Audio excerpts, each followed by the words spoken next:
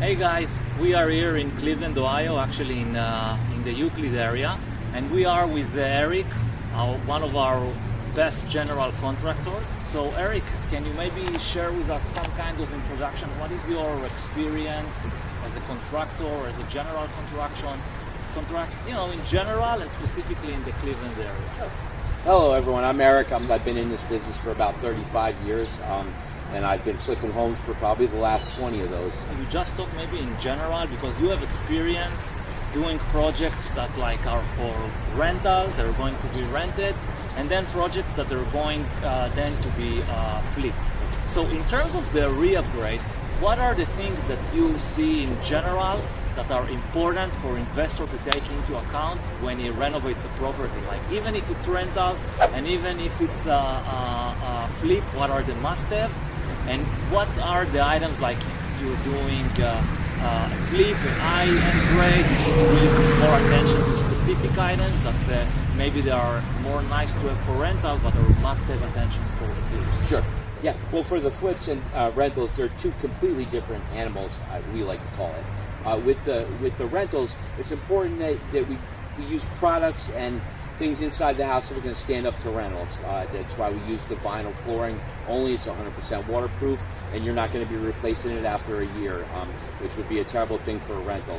In a flip house situation, we're looking more for the curb appeal and for people who are going to stay there. So we're going to do the upgraded kitchen, the upgraded tile, and we're trying to get more money on the back end for that. But with a lot of rentals that we do here, it's really important that we pick the right materials and we do the right things at the house to make sure that we get the best money out of the property over the long term, and it'll stand up to the abuse of a renter. Because as we all know, renters don't love their houses as much as the owners do. But that's why we try to circumvent that with the proper procedures and the proper materials. Yes, and I think it also relates to determining some kind of a basic renovation grade.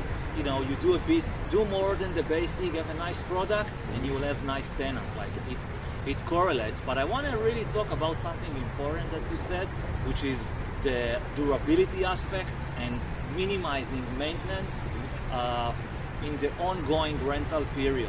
So what are, like, if you need to say, up to the 3-5 most important things, not more than that, but like, what are the 3-5 most important things for investor to consider putting into a property when thinking about durability? Like you mentioned, the flooring, I guess better to have hardwood flooring rather than carpet in terms of durability, correct? Yeah, of course. Especially with the hardwood flooring, as renters and as the contractor who tries to service you, I always try to recommend that we take out carpet wherever we can and we go with the hardwood flooring, because it gets 2 coats of polyurethane, we give it a quick refinish, it looks nice, it's probably a lot less of the cost than the carpet would be for the whole house.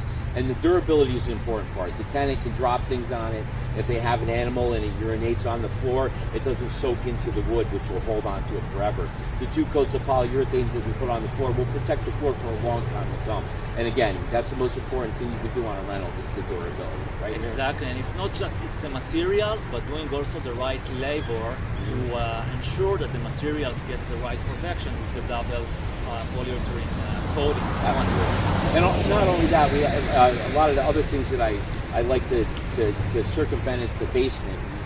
You have a lot of problems in the basement with water and stuff, so it's important when we first get there to assess how the basement is, fill any cracks in the wall, and use a good coating on the walls that's going to help keep the water out. But more importantly, it's the exterior of the home, and a lot of people don't know this. The gutter system and all the downspouts and the crocks that carry the water away from the home are just as important as any of the work that you do on the inside. Because, of course, if we're not shedding the water away from the home, then we're inviting it to come into the house. This is what I'm talking in other videos and trying to explain and a lot to buyers, is like minimizing the renovation cost versus minimizing the ongoing cost.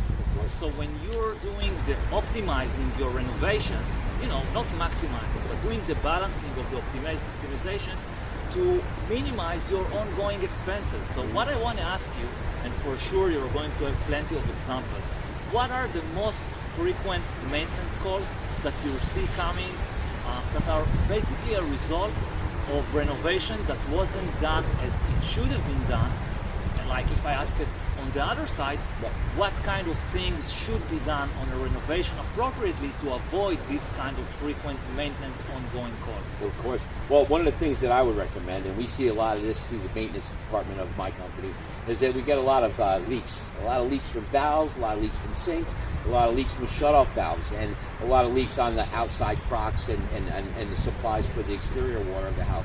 It's important that during a renovation we take the time to go through all the fittings, turn all the stop valves, and make sure everything operates properly.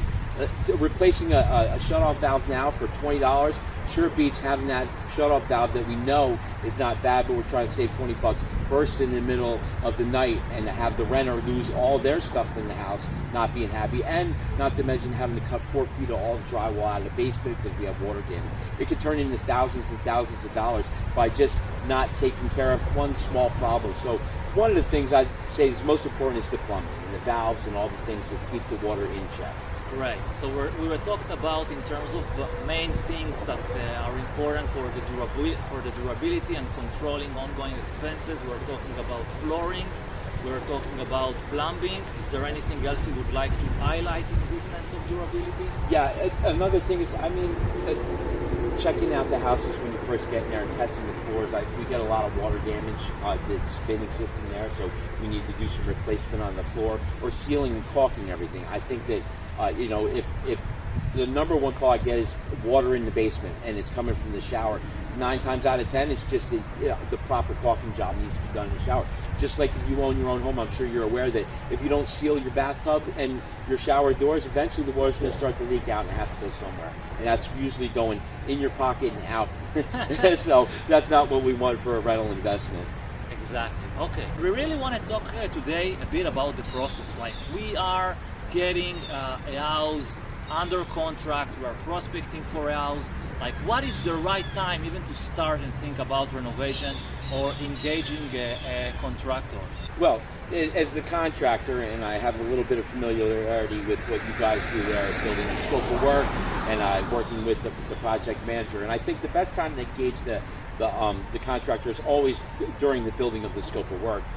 Just to have another person there to help you find things that you couldn't find on your own or you missed, and it's also good for them to get an idea of what they'll be doing at the property. So I think that's a great time to engage the contractor.